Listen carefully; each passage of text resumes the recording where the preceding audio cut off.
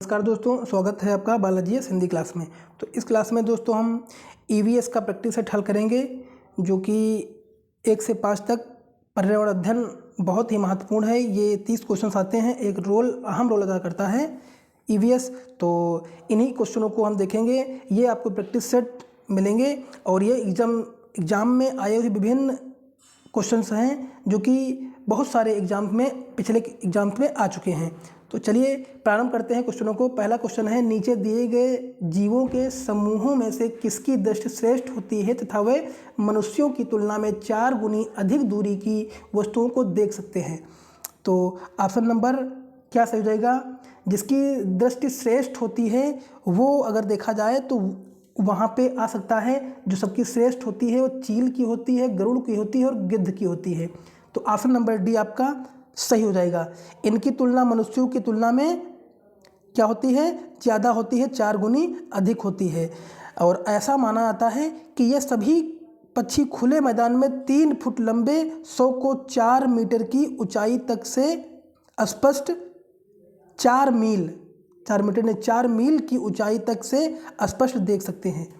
चलिए अगला क्वेश्चन है, नीचे दिए गए खेती करने के लिए विवरण को पढ़िए और इस ढंग की पहचान कीजिए कि कहाँ की ये खेती है। देखिए इसमें आप पढ़ लीजिए, ये खेती जो आपकी है, एक फसल को काटने के पश्चात खेत को कुछ वर्षों के लिए खाली छोड़ देते हैं, इसके भी कुछ भी नहीं हुआ जाता है। इस भूमि में बांस या अन्य खरपतवार को भी जो कुछ उगता है वहाँ उखाड़ा नहीं जाता है, काट कर जला जाता है। यह राख भूमि को उर्वरा बनाती है। जब यह भूमि खेती के लिए तैयार हो जाती है तो उसे हल्का या खोदा जाता है, भूमि को जोता नहीं जाता है और इस पर बीज छिड़क दिए जाते हैं। तो ये क्या है? तो ये दोस्तों है आपका, इसको बोलते हैं झूम खेती। क्या बोलते हैं दोस्तों? इसको बोलते हैं झूम खेती। ये देखिए इसको बोलते हैं प्यारे दोस्तों झूम खेती। ऑप्शन नंबर दोस्तों सी सही हो जाएगा। दोस्तों ये झूम खेती जो होती है, ये जो दोस्तों झूम कृषि के विषय में वर्णित है।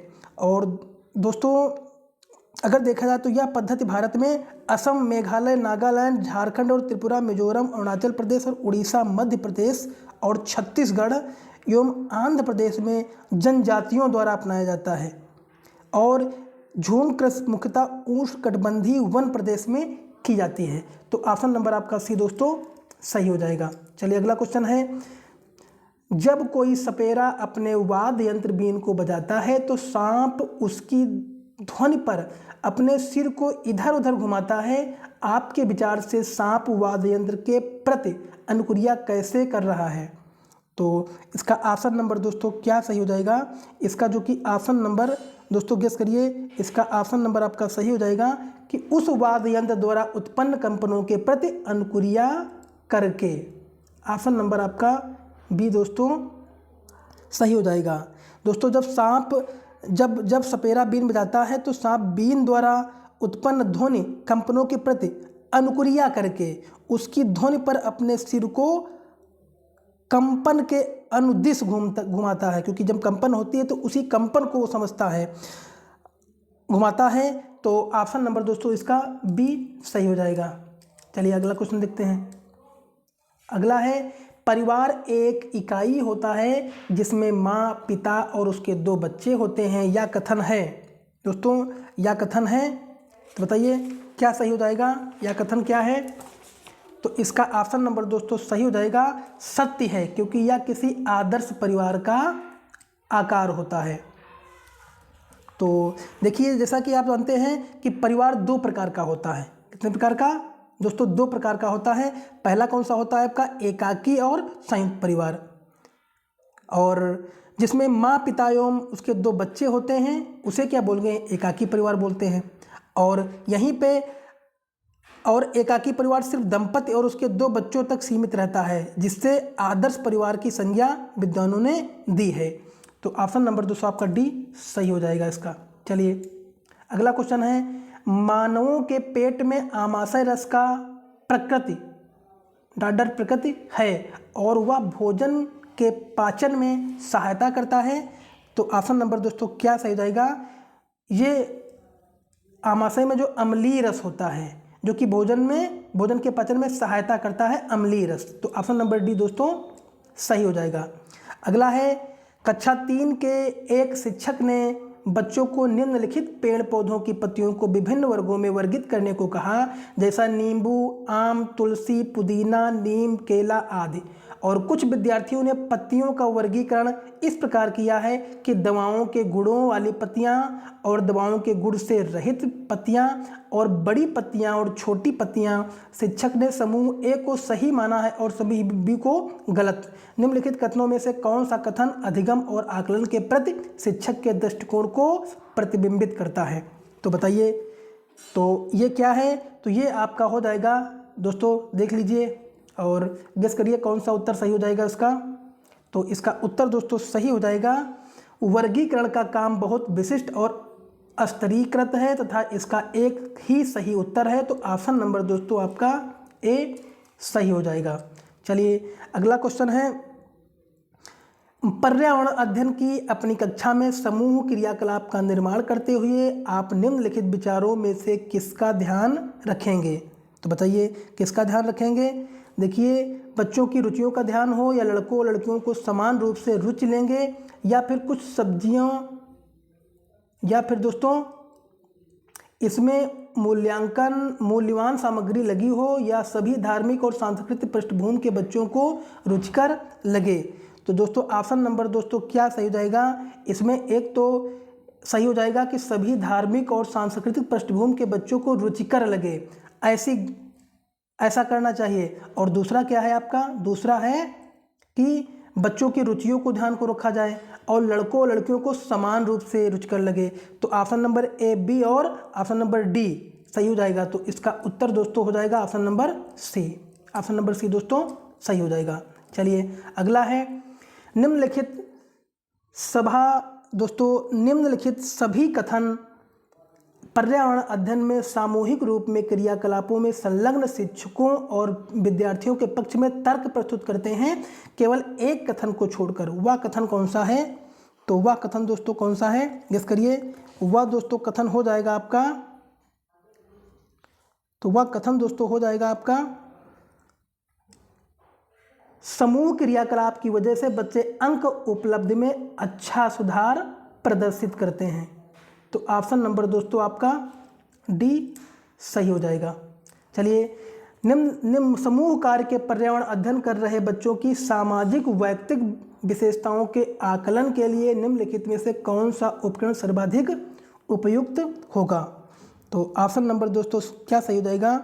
इसका ऑप्शन नंबर सही होगा निर्धारण मापनी। ऑप्शन नंबर दोस्तों आपका निर्धारण मापनी, ऑप्शन नंबर ए दोस्तों सही हो जाएगा।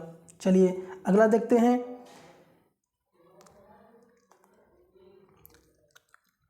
अगला क्वेश्चन 10वां है, नीचे पौधों के बारे में बच्चों की कुछ सहजानुभूत विचार दिए गए हैं, इनमें कौन सा विचार वैज्ञानिक दृष्टि से ठीक है? तो उत्तर दोस्तों आपका क्या सही हो जाएगा? गेस करिए।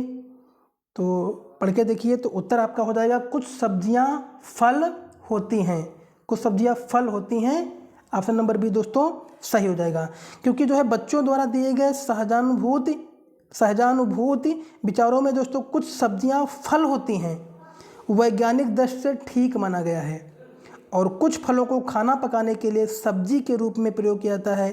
फल एक परिपक्व अंडाकार भी है। तो ऑप्शन नंबर बी दोस्तों सही हो जाएगा। अगला है, कक्षा 4 की एक शिक्षिका ने अपने विद्यार्थियों से कहा, कुछ वयोवृद्ध लोगों से यह पूछिए कि जब वे जवान थे तो क्या उन्होंने कुछ ऐसे पौधे देखे थे जो आजकल नहीं दिखाई पड़ते? उपयुक्त प्रश्न के पूछे जाने पर निम्नलिखित में से किस कौशल के आकलन की संभावना नहीं है? तो दोस्तों इसमें क्या प्रयोग हो रहा है? क्या इसमें प्रयोग इस जो है पूरे कथन से क्या इसमें लग रहा है प्रयोग हो रहा है? नहीं, प्रयोग तो नहीं हो रहा है। अगला क्या है, क्या आपका चर्चा हो रहा है? हाँ, तो इस पे जो बातचीत हो रही है चर्चा का विषय लग रहा है, और प्रश्न भी पूछा जा रहा है इसमें, और अभिव्यक्ति भी दोस्तों हो रही है। तो इसमें कहा था कौन सा नहीं है, तो इसमें प्रयोग नहीं है। तो ऑप्शन नंबर आपका ए दोस्तों सही हो जाएगा। क्यों? क्योंकि शिक्षिका के कहने पर विद्यार्थियों द्वारा दोस्तों वयोवृद्ध लोगों से यह प्रश्न पूछा गया है कि जब वह जवान थे तो क्या उन्होंने कुछ ऐसे पौधे देखे थे जो आजकल नहीं हैं, जो आजकल नहीं दिखाई पड़ते। और इस कथन के माध्यम से शिक्षिका द्वारा विद्यार्थी में चर्चा भी हो रही है और प्रश्न पूछना तथा अभिव्यक्ति जैसे कौशल के आकलन की भी संभावना हो रही है। तो ऑप्शन नंबर आपका दोस्तों ये नहीं सही है, बाकी आपका तीनों सही हो जाएगा। चलिए अगला क्वेश्चन है, अगला है निम्नलिखित प्रश्नों को पढ़िए। मैंने क्रियाकलाप की योजना कितनी अच्छी बनाई, मैंने योजना का अनुसरण कितना अच्छा किया, मेरी शक्तियाँ क्या थी, मुझे सचमुच कठिन क्या लगा। तो ऑप्शन नंबर दोस्तों सही हो जाएगा इसमें। ऑप्शन नंबर क्या दोस्तों सही हो जाएगा? इसमें सही हो जाएगा बच्चों और शिक्षकों दोनों का स्व आकलन। ऑप्शन नंबर बी दोस्तों सही हो जाएगा। चलिए पर्यावरण अध्ययन की पाठ्य पुस्तक में प्रस्तुत भाषा क्या है बताइए। तो जो प्रस्तुत भाषा होती है इसमें दोस्तों गेस करिए, पढ़िए। तो उत्तर आपका सही हो जाएगा बच्चों के दिन प्रतिदिन की भाषा से संबद्ध होनी चाहिए, संबद्ध होनी चाहिए। ऑप्शन नंबर डी दोस्तों सही हो जाएगा, क्योंकि पर्यावरण अध्ययन की पाठ्य पुस्तक में प्रयुक्त भाषा सरल था, बच्चे की दिन प्रतिदिन की भाषा से संबद्ध होनी चाहिए। चलिए अगला है, एक शिक्षक अपने विद्यार्थियों को विभिन्न पशुओं के चित्र देता है और उन पशुओं पर रंग भरने को कहता है जो हमारे घरों में नहीं रहते। इस क्रियाकलाप का दोस्तों उद्देश्य क्या है? तो इस क्रियाकलाप का जो दोस्त उद्देश्य है ये आपका हो जाएगा सृजनात्मकता का विकास करना। इससे इस कथन से क्या सृजनात्मकता का विकास हो रहा है? हाँ तो बिल्कुल हो रहा है। अगला, क्या अवलोकन का विकास हो रहा है? ये भी हो रहा है। वर्गीकरण कौशल का विकास हो रहा है? ये भी हो रहा है। डाटा संग्रहण का विकास, इससे डाटा संग्रहण का विकास का क्या मतलब है? तो ऑप्शन नंबर ए और बी सही हो जाएगा, जो कि ऑप्शन नंबर किसमें है, जो कि ऑप्शन नंबर आपका जो है दिया गया है ऑप्शन